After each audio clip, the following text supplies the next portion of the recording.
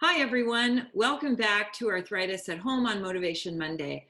I'm Cheryl Cohen with Arthritis Consumer Experts and the host of today's episode with Dr. Susan Bartlett.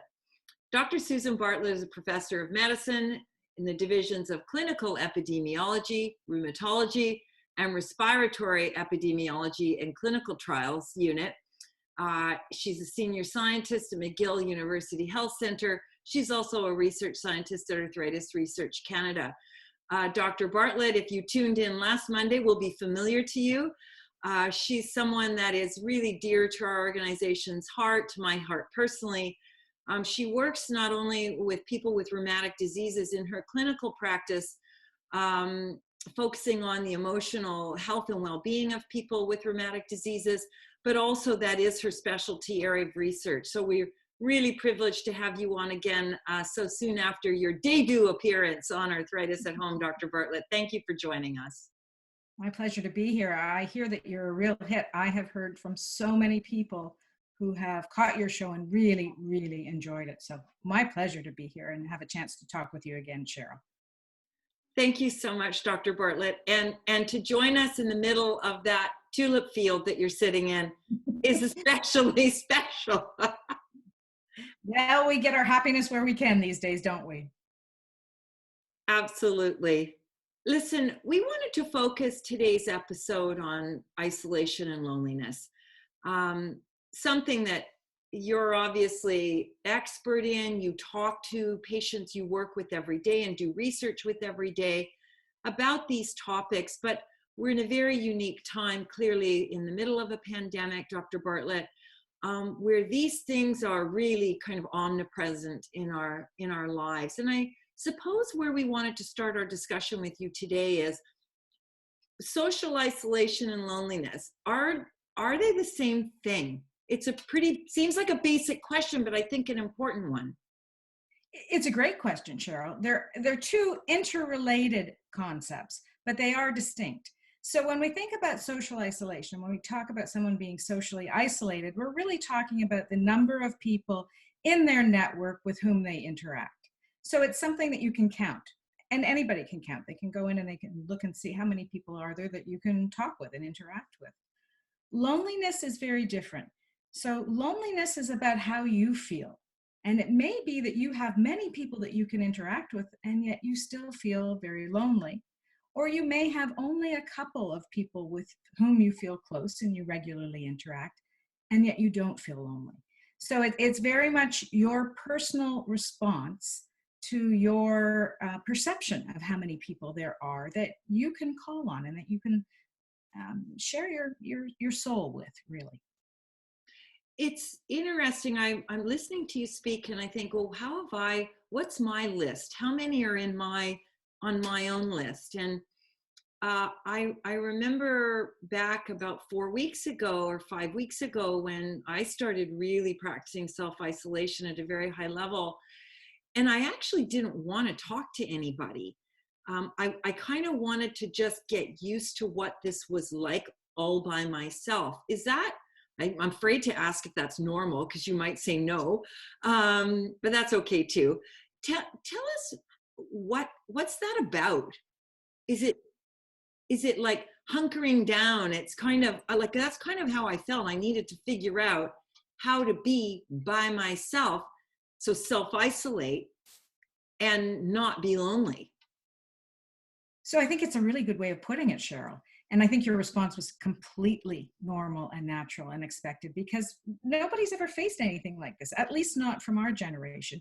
And so we don't know what to make of it. And I find that there are times that I have to retreat inside too and just figure out how I'm going to get through even the next 5 minutes at times. It is a whole brave new world that we're facing. But, in some ways, what we're really talking about is your personality. Would you say that you're an extrovert or an introvert? Oh, that's a really good question. I would say in my work life, I'm an extrovert. But I would say in my personal life, I'm a bit of a loner. And so that's not uncommon either. So some of the people that we look to and we see who are very comfortable in crowds and being around other people and who are really energized by being in social settings, in their private lives, those people are very, very private, and they need that time and they need that space alone. So probably the best of all worlds is to have the balance, have the ability to go out and to interact with others and feel comfortable and be the life of the party when there's the opportunity to do so. But also to give yourself permission to crawl inside and to, kind of shut the blinds a little bit and find the quiet time and the space that you need to just figure out what you want to do next. Everybody varies. This is a dimension of personality, extroversion. It's one of the things that we measure actually and look at when we're assessing people, or even when we're doing therapy. We want to have a really good understanding of where people's comfort zone lies. But people will vary on this trait, and they will vary from day to day. And I think in these days, we actually vary from hour to hour some days. So that up and down, and I'm not sure where I am right now. Do I want to be with people or do I want to be alone? Very, very normal response to a very abnormal situation. But we were talking about loneliness, and loneliness is important because if you feel lonely on those times when you're retreating inside, or you feel like you don't have that ability to reach out to other people, that's important. We know that loneliness is actually hazardous to your health. Yes, I heard actually somewhere that it's as bad as smoking. There have been studies that have been done that have suggested that the negative effects of loneliness can be as important to your health as smoking. Absolutely. Now, the research in truth is inconclusive. There are some studies who find this relationship, and there are other studies that don't find this relationship. But I think the evidence is weighing in pretty clearly. We do see, for instance, that the more social relationships you have, the lower your risk of mortality. Amongst older people, the more social relationships you have and the more supported you feel that you are. And again, this is perception. It doesn't have to do with the number of people, but it's your perception that you're connected with other people. Well, the longer you live and the less disabled you are in the last years of your life. So feeling lonely, that's a really, really important sign. And now many doctors are asking their patients about how they're feeling right now, because people who are feeling really lonely these days, that's an important marker. And we want to know about it, and we want to help you to feel better about your situation. That's fascinating. I think when I think about myself and whether I'm trying to decide whether I'm lonely or not, it's not something that I'm not consciously thinking about it, but I just know intuitively if I'm sitting here and I start talking to my dog a little too much, that I might need some human contact. And I think that's pretty natural and normal too. I've heard it said that Canadians in particular tend to be more connected. I think we're quietly connected to others, but we do tend to value our social relationships. And I've heard it said that in part that's because, we live pretty far north and our winters are pretty bleak.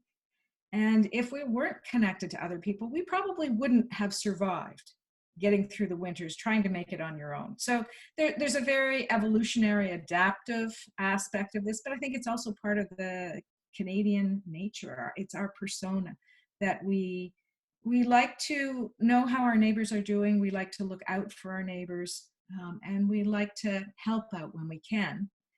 The difference in this epidemic is that we can't physically touch people. And physical touch is important. I mean, all you have to do is go for a massage to know just how good physical touch makes you feel. So we're at home, we're self-isolating. Mm-hmm. People are talking about it's not social distancing, it's physical distancing, but you point out how important physical contact is for the human race.